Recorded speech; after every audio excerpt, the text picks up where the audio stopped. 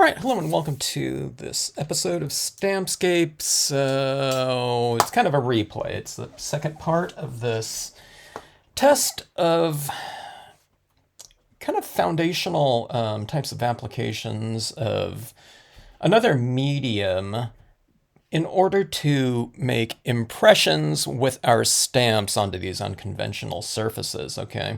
And by unconventional surfaces, I mean kind of a darker cardstock or maybe a non-porous cardstock at that.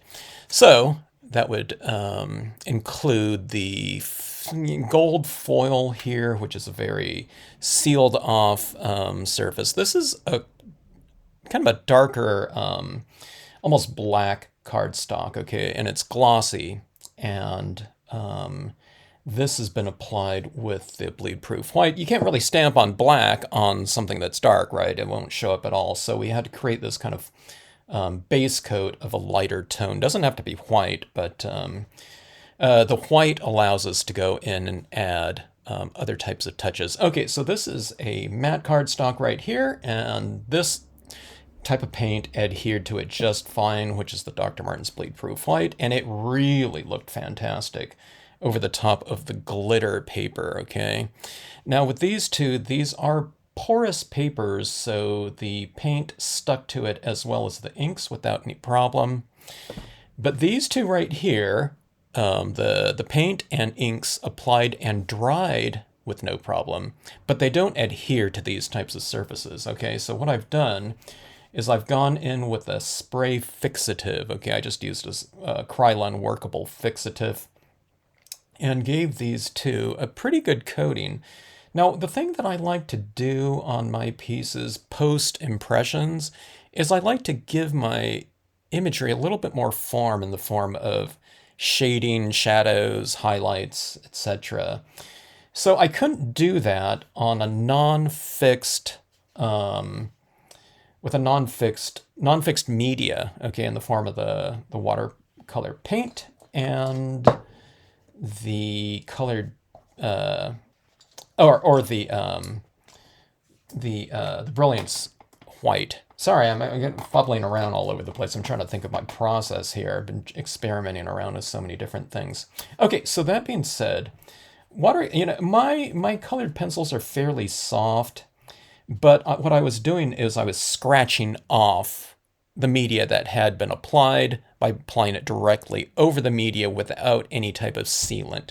So now that I've spray fixed this down, and hopefully I've used enough of it to where I can go in and add in some additional shading and perhaps some highlighting into these pieces without affecting the impressions or the application of that painted medium. Okay, so let's give this a shot here.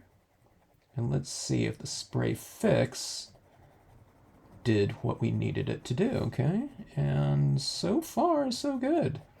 As I'm applying this medium here in the form of the colored pencil is not, it's a fairly soft colored pencil in the, with the Prismacolors. I guess they're known to be some of the softer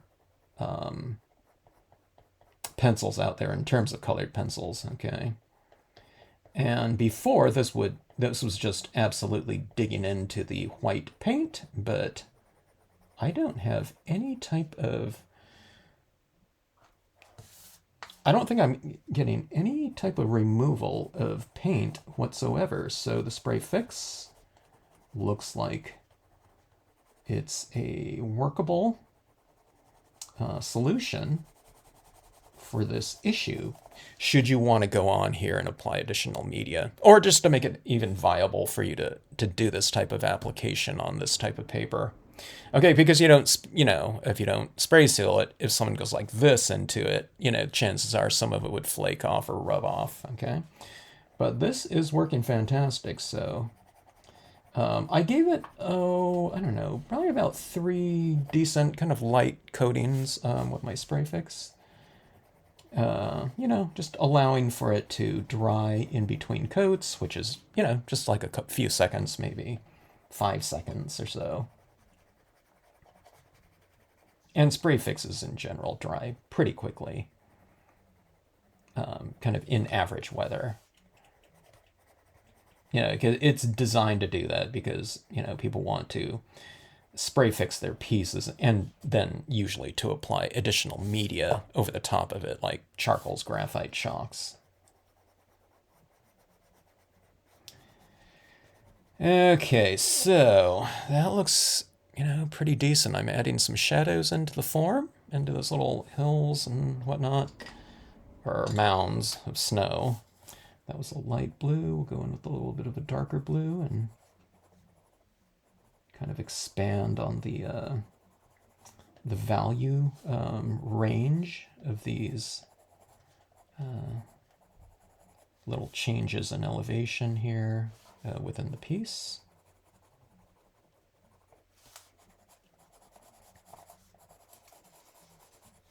I don't know if it'll work on the gold. The gold's even more non-porous and super shiny, but we'll see. All right, so there's a little bit more of a dark blue. Let's try a little bit of this lavender, kind of a pale lavender here. And that looks really good in terms of, kind of creating your shadow forms within your snow. I don't want anything too intense, but I do want some value variation here. All right, so I think that looks okay. All right, let's give this a try on this one. Now we already have some of that white laid down there, okay?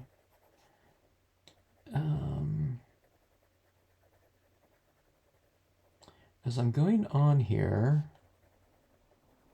I do sense that there is going to be potentially some removal of the white, but it looks pretty good so far. I didn't lay down as much white on this as I did on this one, okay?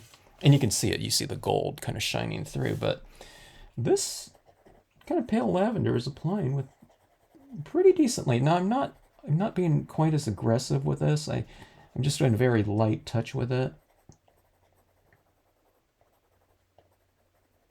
I do like this lavender combination with the gold. I think it's pretty decent color harmony. Oops. Okay, now right there, I just wiped off some of my imagery. Maybe I didn't spray it too thick. Okay, it's removing the black off of the white here. But I'm able to go just directly into the white with no problem. So I can get some shadow forms in here. I mean, maybe if I spray seal it more, it'll work, but I don't know if you can see in here. Let me try some black, you know, to get a little bit more contrast here. Okay.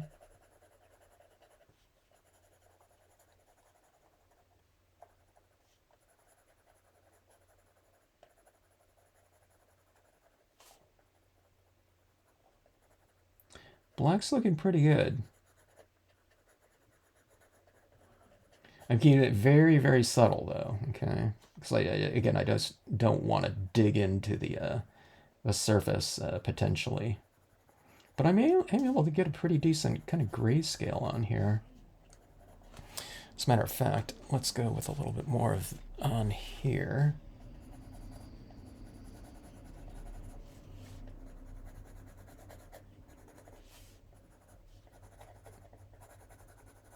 So this is the shading portion of it. So if you want to know where to add some shading, you just look at your forms and add, you know, where the forms are already dark or darker.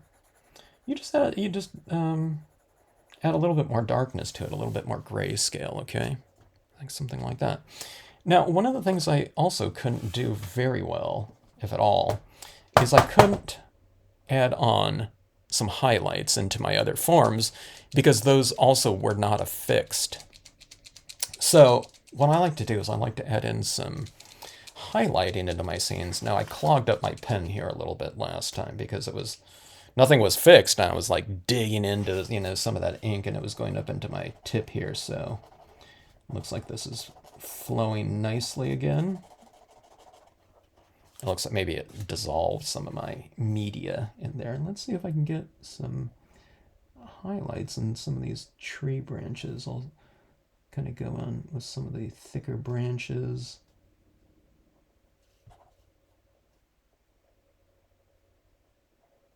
It's applying pretty well. I'm thinking maybe I should have applied a little bit more sealant, but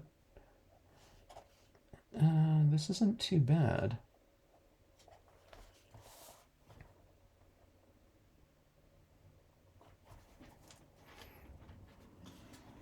I don't know if you can see those little variations in white up here. Okay, no, I didn't add too many. I can add more. But the ink is largely intact.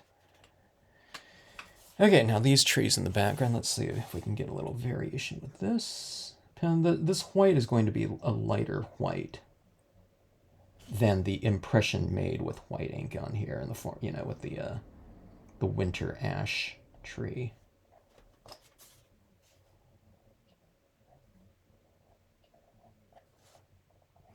Okay, now this one's a little more fixed, so I am able to do just about anything I want to with this pen, it looks like. And it's not removing any of the white ink. Now remember this white, or this dark chrome coat paper, glossy cardstock, is more porous than that mirrored silver one. So it adhered better just inherently before the sealant was applied. All right, so I don't know, hopefully you can see a little bit of variation in those trees, a little bit more, and just, you know, seeing what the highlighting can do to it. I think it looks a little bit more three-dimensional this way.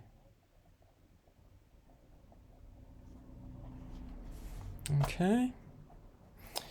All right, now let's go in and add a little bit more highlighting. I was doing that with my thicker paint pen before, but I think it was merging with the paint underneath, so I wasn't able to get like a super bright application of this, you know, this paint on here. But hopefully with the sealant on top, it is sealed now, the paint, to the scene, and I'm able to apply this freely without it putting anything back into solution.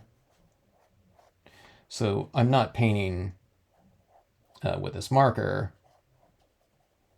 you know, the other paint that's on there. You're painting the sealant, okay? And the sealant is not water-based like the Dr. Martens was, so. This also looks like it is working just fine.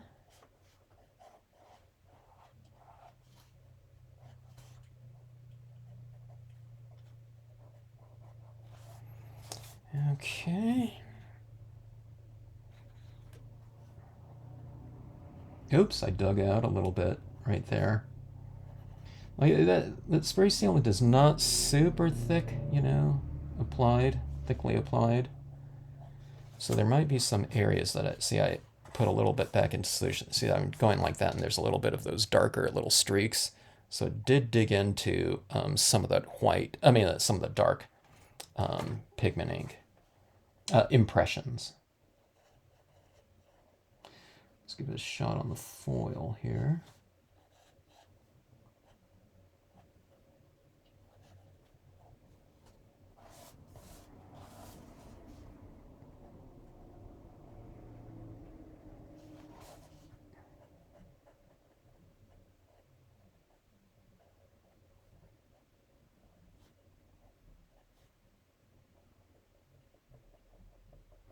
Getting rid of a little smudge that I did yesterday on this piece. All right, I think that, I think that helped a little bit. You can see a little bit more variation in here. You can see that tree. Let me connect this up to the surface a little bit more. Let me go up with the white into the trunk here.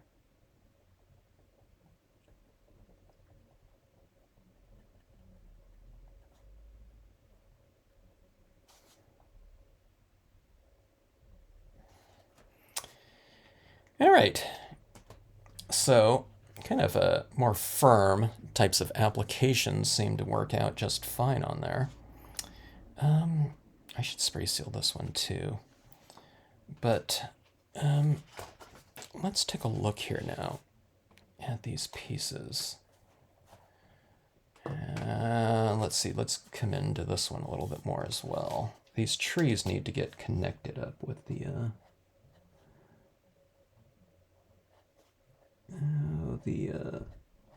ground a little bit more. So I'll come in with the thicker application. See how I'm kind of connecting the tree to surface more, rather than making it, having it kind of look kind of well, I wouldn't say unrelated, but a little bit unrelated in terms of the value scheme.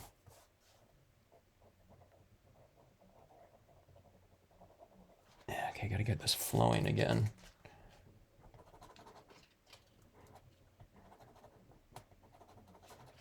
Unconventional surfaces, you gotta kind of work with them a little bit, but I feel that it's worth it. You can have these kind of inherently, sometimes more interesting backgrounds, just working with a textured or reflective surface like foils, that's something that's so rich in tone. I got more ink up into this white pen here, up into the tip, so. Okay. Anyways, I won't do that right now. I gotta get this flowing again.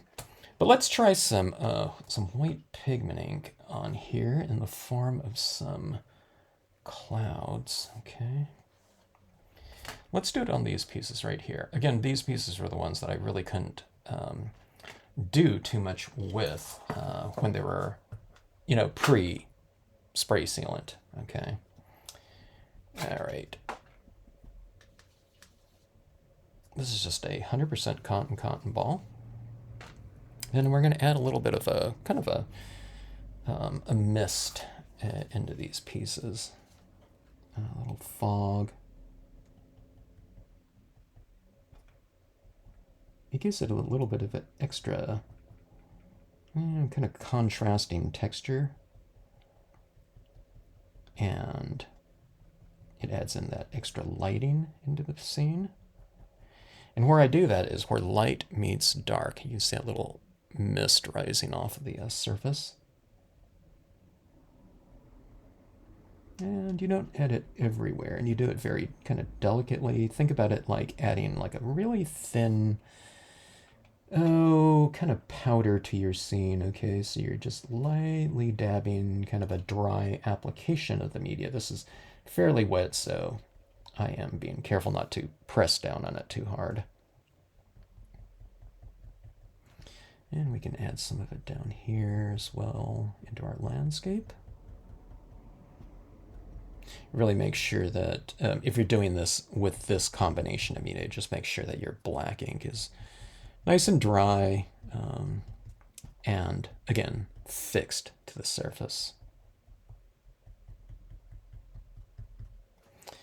All right, so there's a little bit of that fog in here. Maybe I'll go a little bit higher. I really like that. Add it the background like it's maybe some clouds.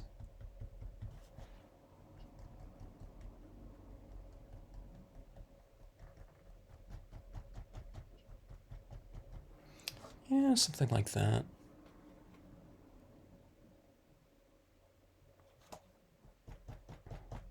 This will be a perfect place for some crystal stars too. Maybe I'll add those into this piece. And let's try it up here in the gold foil.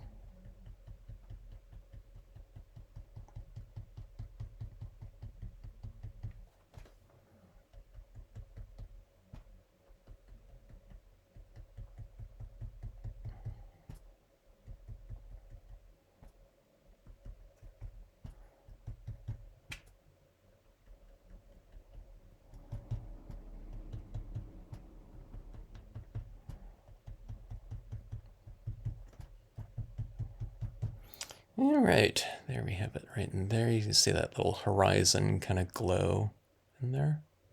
It's because you have the the gold of the surface shining through that real kind of soft and delicate application of that white ink in there.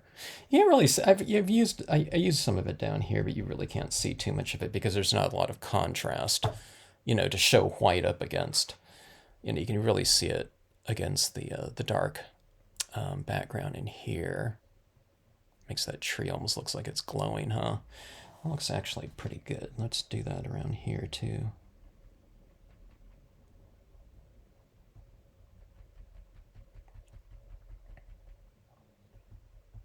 The ink does dry quite a bit darker looking than what it looks like when it's been freshly applied. So as it dries, it gets a little bit more translucent or kind of transparent. So now that I'm applying this over the top of it, remember to spray seal it again so that this now is affixed to the surface. Okay, so that is that. I'll spray seal these and put a little crystals or something like that on there, and we'll get these cards formatted and see what they look like, kind of in a card mounted format here. I'll let them dry, and I'll spray seal them again. This one needs a little bit of subject matter in here. I'll put maybe a deer or something like that. Maybe even a word stamp up here, or even up here would be kind of cool. So we'll add a few little finishing touches and we'll see what they look like. All right, we have these cards formatted into cards. And what I've done is I've given them a little bit of a white border and then matted them on, either the dark cardstock or the silver cardstock. These two are on the dark, these two are on the silver. And then I just felt that they really needed some sort of additional kind of focal point. So I stamped the piece in these three where there was space for it. I didn't really have space in this one to do that piece. It's just too small of a little piece of scrap gold that I used. But okay, so I thought that all of the little additions really helped out. And I thought what we could use is some additional forms in here in the form of some additional stars and sparkle, okay? So this one right here is the glitter cardstock, and we'll add some little starry twinkles into this nighttime sky. I gave it a pretty decent sized dollop of, or I don't know, dot of glue. And let's do that with let's just go with the clear crystals on this one. Okay. And I'll go with a couple larger ones, not super big, but kind of the medium size in this pack here. Maybe I'll use some of the larger ones on the other pieces too, just for some additional bling. All right. Marvy jewel picker here. Just makes it so much easier to apply these with.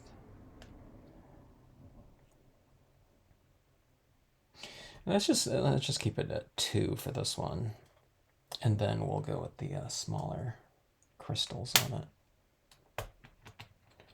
These ones aren't the tiniest, but they're pretty small.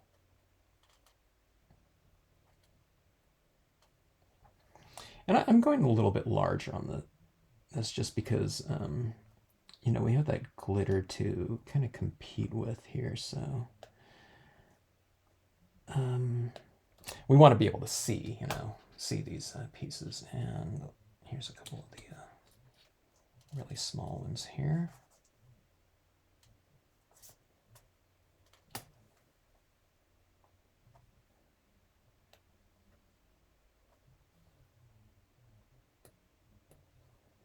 I feel like I'm doing surgery.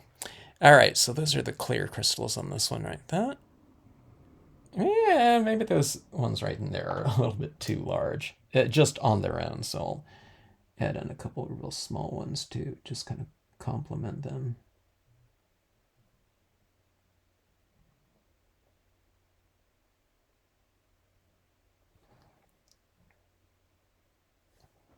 I always kind of have to, it's like, you know, some chef tasting their food as they go along. You know, you have to kind of observe and kind of adjust, you know, as you go along on your pieces.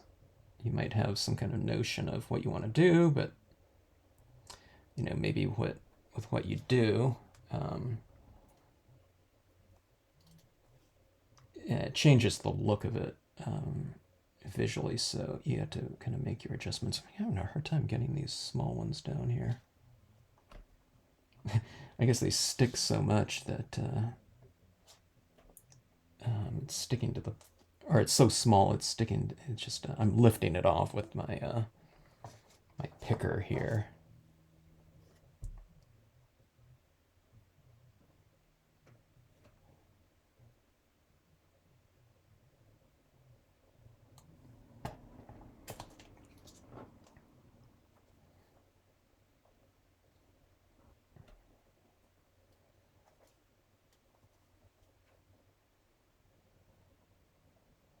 If you don't have some crystals, then if you have a little glitter or something like that, that would be good. All right, so we have a little sparkly little surface like so. All right, on this one right here, we have some of that purple violet tinge. I mean, this one we did too, but I figured on this one, since it's very quite minimal in terms of our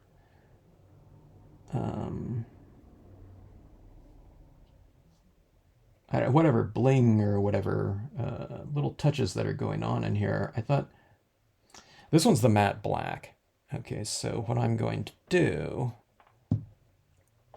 is I'm going to add in some of these little violet amethyst crystals as well. And let me just grab some out. I just grabbed some out with my finger like this. The thing is, the hardest thing is getting these things kind of upright. I thought I figured out some kind of method before, but I can't seem to recall what I did to get them upright. Sometimes it's hard to tell which is the glue and which one's the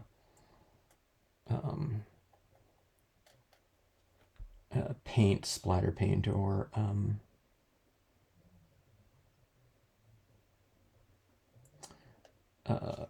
acrylic paint pen on there.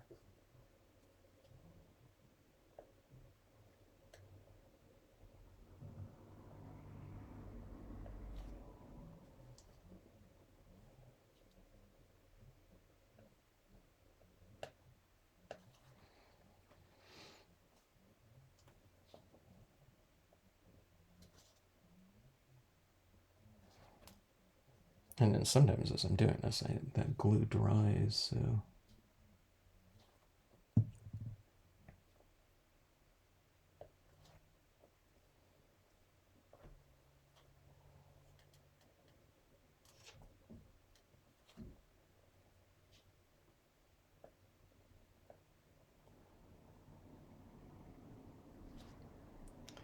All right. So hopefully you can see those little twinkly little lights up there. And I feel they add a nice touch to the piece. I guess it does kind of make it, you know, officially more 3D that way too. All right, this one right here. I guess it could potentially take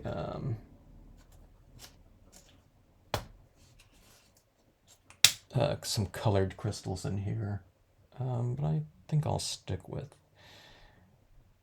I don't know. I might try just for the sake of it, adding kind of that amethyst in here. I think that would look okay. I guess. It's kind of a question when I make some statements. Okay, let's see. Here's kind of a dominant crystal, just that it's quite large. Ah, darn it.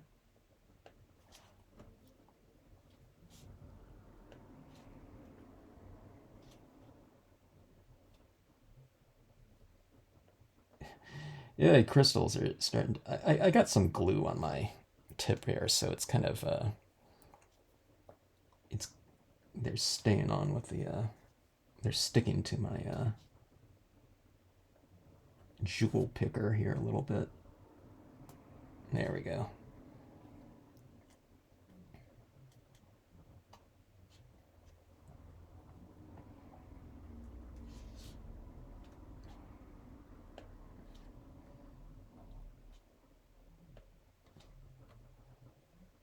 Oh, I was wondering where all my crystals were going. They're stuck to my hand here. These ones are really tiny.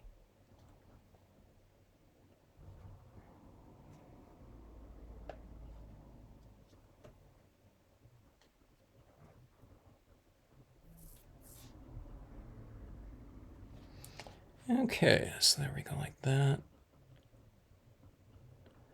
Probably could use another couple in here, but let's move on. Here's my large one. Now this one right here, I thought we would go with the, I don't remember what blue this is. I think it's like aquamarine or something like that. I haven't used the colored ones too much. It's usually more of a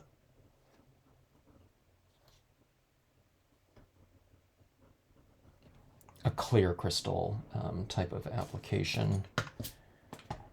But I do really like the look, so. And these ones right here, I don't know, it seems like they're open to, you know, a colorful, or a varied twinkle, I guess we could say. The clear ones sparkle a little bit more. I don't know, at least with the brand that I have. These are really inexpensive, cheap crystals here, so.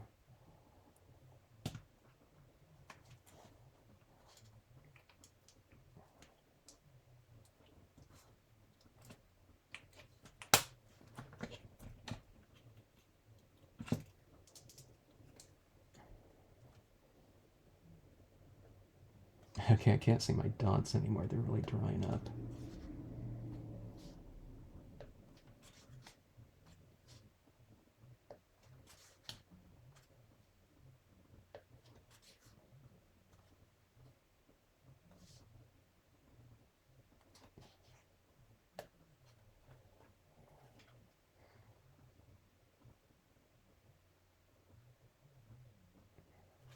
We need one or two more over here, I think. This one's kind of going in this little kind of spirit of a Milky Way.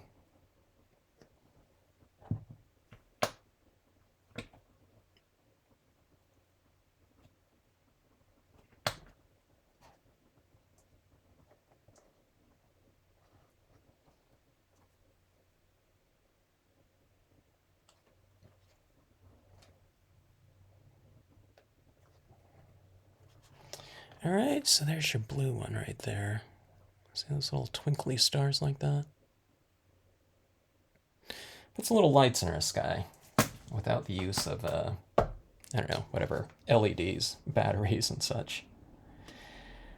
All right, so final pieces. This one can use a little bit more stars down at the base, I think. There we go, like this one. And our matte black one right there. That really helps with this matte black, doesn't it? If you can see, can you see the difference between the amethyst ones? There, and over there. Yeah, it's pretty cool. The amethyst ones are a little bit more subtle. Goes with that kind of purplish amethyst, you know, shadow color scheme in the snow area there. But 3 pieces, little experiment here with the Dr. Martens as a base. I do like these. You you know, it's just a matter of, do I like it better than some other types of applications, you know, in order to achieve that whiteout area. In terms of the time that it takes to do this painted background on here, that painted application of the Dr. Martens, you know, just a paintbrush, that can't be beat. And it does give a pretty nice amount of coverage, as opposed to laying down, you know, really thin applications of the Brilliance ink over the top of it. You know, which doesn't take a huge amount of time. But if I was doing something like, you know, I don't know, 5 or more of the same card, like one of these, I would definitely use the Dr. Martens to speed things along. These all have different looks to them.